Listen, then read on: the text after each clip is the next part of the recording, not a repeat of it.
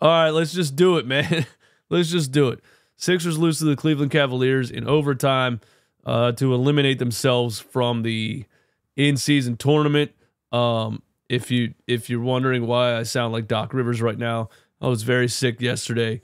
That's why there hasn't been live shows for the past couple days. You know, the 12 o'clock live show, but that's why my voice sounds like this. So bear with me. I'm doing it anyway. And I was just on a stream on Playback TV watching an overtime game. And, of course, the game where I'm sick and my throat hurts and I don't have a voice, game goes to overtime. But we did it anyway, okay? And tomorrow on Lunchtime Live, we will react to your thoughts on this game. So if you want to give your thoughts on what you just watched, call the post-game hotline, 484-831-8655. Let it ring a couple times. Leave a message, and we'll reply to your message. We'll play your phone call on the show tomorrow, Lunchtime Live. All right? Let's do it. Sixers lose. And the first thing I want to say is this. Let's just get this out. Let's just get this out of the way so we don't have to say it again for the rest of the reaction, okay? This was one of the worst officiated games I have ever seen in my entire life. This was one of the worst officiated games I have ever seen in my entire life. And the Sixers weren't playing good in the first half. We gave up 44 points in the paint in the first half. I'm not saying we were playing great, but we were playing bad. The Cavaliers were making a lot of tough shots, and they were getting so many touch fouls, so many slight hair.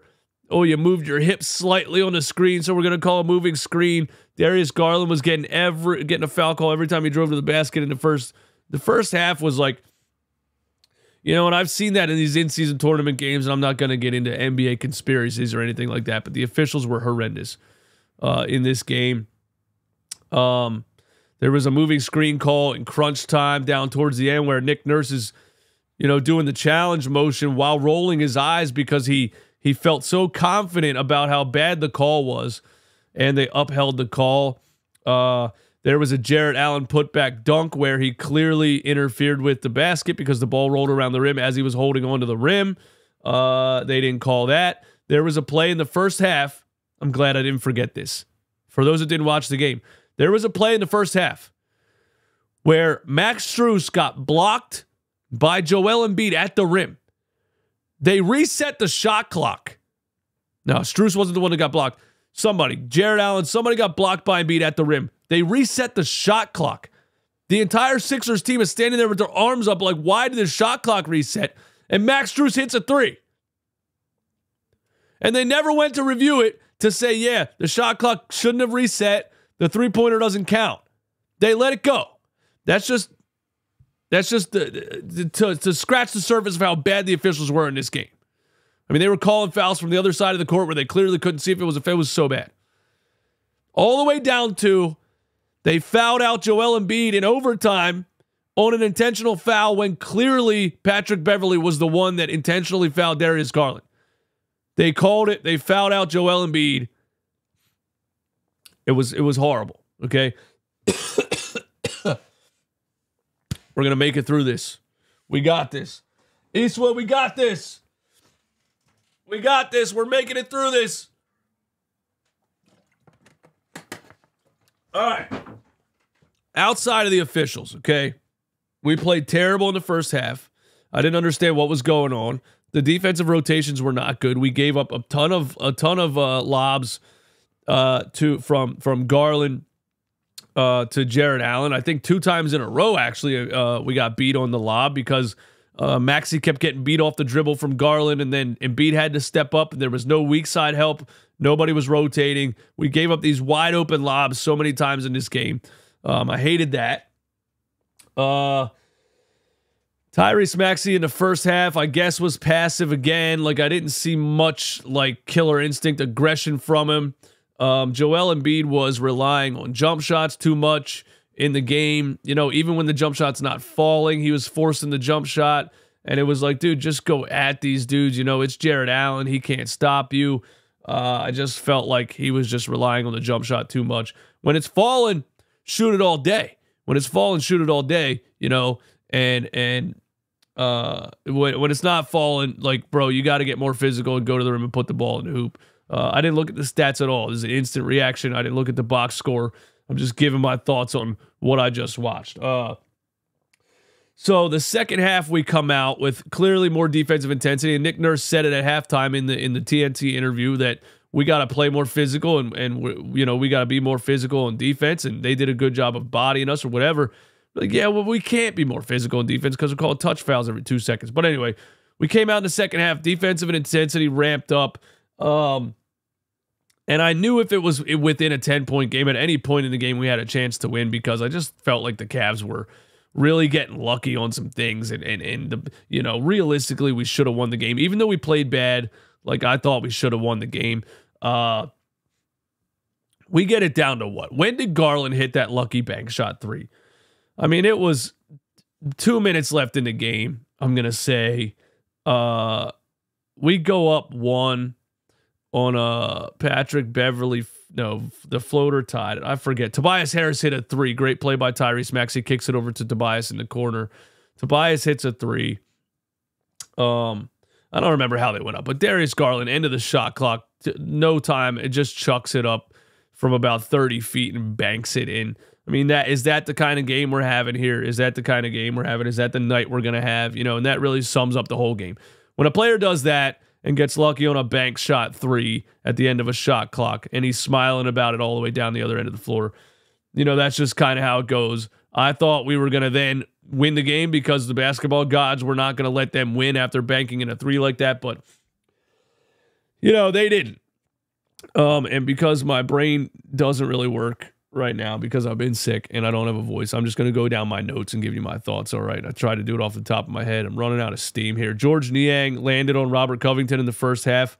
What are the odds? The fattest player in the NBA lands on Robert Covington and hurts his elbow. And I don't know if Robert Covington came back in the game, actually. I think he did. But George Niang, please get out of my life, dude. Like, I couldn't stand you when you were on this team because you're the most out of shape player in the NBA. And now you're even more out of shape and you're going to piss me off by landing on my players. Come on, man. Joel got killed in the paint the first half. Max Strus first half buzzer beater. We just weren't playing defense. For him to beat you down the floor with 3 seconds on the clock in the second quarter was bad. Craig Porter Jr. was killing us. Undrafted rookie Craig Porter Jr.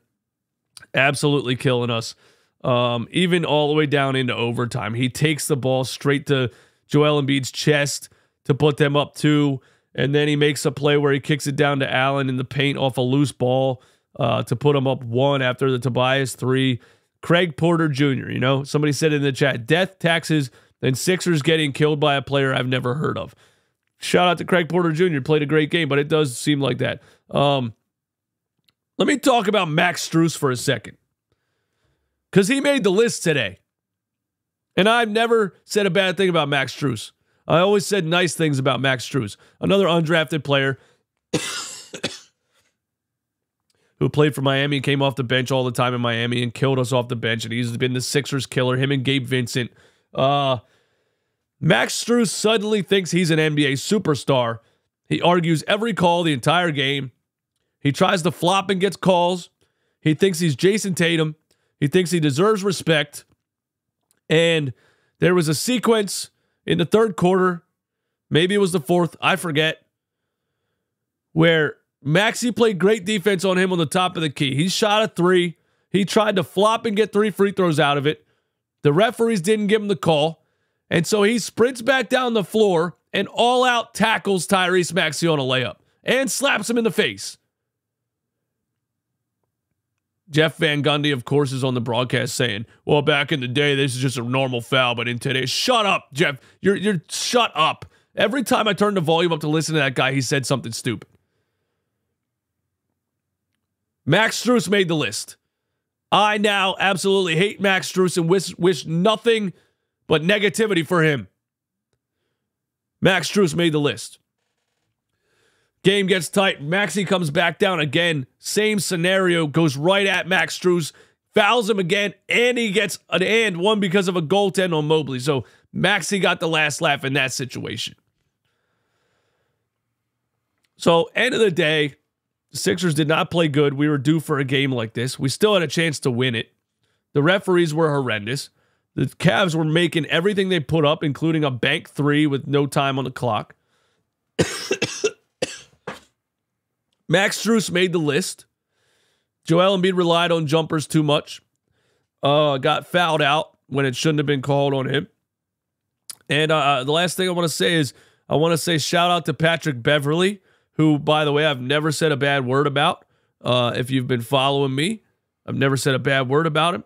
Patrick Beverley in was it the end of the fourth or overtime? I don't remember, but he just had a crazy sequence, where he gets a steal on Jared Allen from behind, pushes it up the floor. Somebody misses a shot. Pat Bev rips down the offensive rebound, and then he gets the game-tying or go-ahead bucket on a floater.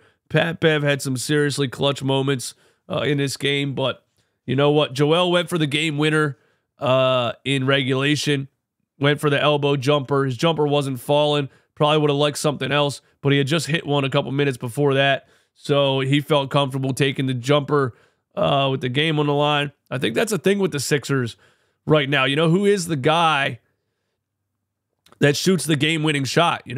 I think it's still Joel. Some people said Maxey should have had the ball, but I think it's still Joel. Maxey had some really clutch runs late in the fourth that kept us in the game. I didn't like how passive he was in the first half again, but then we started running the lineup where we got Pat Bev out there playing facilitator, playing Eric Snow to Maxey's Iverson, and bringing Iverson off of screens and stuff to get him going downhill and everything. So I think you can mix it up with Tyrese Maxey. He doesn't have to be the facilitator the whole game. I think he can play point guard, but I definitely think it's an advantage to be able to then put a point guard on the floor and run Maxey at the 2 and just get him coming off screens and going downhill. So I liked it. But yeah, Joel goes for the game winner. It just rimmed out. Would have been nice to hit that and get this damn game over with without going to overtime. But I had to go to overtime, and the Cavs won it in overtime. And we got Nick Batum inbounding the ball with 2 seconds left, and he threw it away. Tyrese Maxey, once Joel Embiid fouled out, it was up to Maxey to try to hit a 3 to tie it, because we knew we were going to intentionally foul Garland to put the Cavs up 3. We did that. They went up 3. Maxey was the guy, needed to make the shot to tie the game. He had time on the clock. He elects to go with a sidestep 3 on Dean Wade off to his right. I don't like that shot selection at all for Tyrese. He's a lot better going back to his left on the step back. Would have liked to see him cross over Dean Wade and hit him with a step back, but he elected to lean to his right and try to shoot a game-tying 3 over there. Whatever. It was the game was just horrendous. Would have been nice for him to tie it, but did I really want to watch a second overtime of that game? Probably not.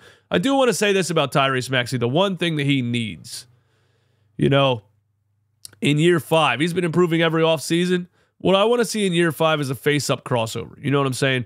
That fourth quarter, there was plenty of... They were guarding him with Dean Wade, and he blew by him one play, right to the rim, bucket. But there were so many times where he had him ISO, and Tyrese Maxey doesn't have a face-up crossover. How does he not have that? Tyrese Maxey should be able to face up Dean Wade and hit him with a left hesitation right. He needs a left-right. How does he not have just a face-up hesitation left-right? I have that. I'm a 5'10" white guy. I have a face-up hesitation left-right. It's probably not fast enough to beat many people these days, but I used to do it when I was fast. How does Tyrese Maxey, one of the quickest players I've ever seen, not have a face-up hesitation left-right dribble? He should be able to cross Dean Wade out of his socks. I want this offseason, I want Tyrese Maxey to hang out with Allen Iverson all offseason. I don't really mean that because Allen Iverson drinks alcohol every day now, but I want him to hang out with somebody that can teach him what Allen Iverson did. I'm not being critical of Tyrese Maxey, but I do wish he had a face-up crossover. I just don't understand how he doesn't. But anyway, the game was atrocious. I'm sick and my throat hurts. Thanks for tuning in. Thanks for bearing with me because I'm coughing through the video. I apologize for that. You know what it is. The grind doesn't stop. I put myself through that game. It was brutal. The Sixers end up losing. That's just how one of those games goes. You don't even, it's one of those games you didn't even really like watching. Then it goes to overtime and you're like, oh, now I got to watch overtime of this garbage. And then they lose the damn game in overtime to make you wish you never watched the game in the first place. But it is what it is. Thank you guys for tuning in. Call the hotline. Give me your thoughts. I'll be on Lunchtime Live tomorrow. Hopefully I have my voice back. All right. Y'all the best. I'm out of here.